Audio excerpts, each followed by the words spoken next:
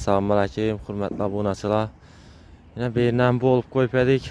Rezin ötürüp berip ürpmiz. Xuda xalasa 20 etik sürtülen oyunlarına 20 etik sürtüp rezinem ötürüp bir damçam su ötmeydi ötüp işlep berip tutmuz. Xuda xalasa xanadaneyeleri şimdi iş aytıp edi bizlere. Berimiz 65 kW. Ballarına koyduk, ballarına koyduk yine. Çot getip onlatıp verdik. Xuda xalasa bizəni küzətib barsanslar, şödən başlayımız. Şunun de şlankelerimizni koyup uzağına acayip Xitaydan gelip duran nasatkelerini koyup yuvub beriş xizmatlarım var. Her bir panelin üstünde duradı. Hürmetli abunaçılar şöyle düşünün, köp telefonum bolup durdu. O şu anda koysanız hem eskini yuvamı, pesadon düşemi edip. Yok, şu anda durganı şanlı özüne beredi. Bana durganı bunu özüne beredi, bunda durganı bunu özüne beredi. Telefon vursanslar ve tefsil düşüntürüp beremem Xuda xalasa.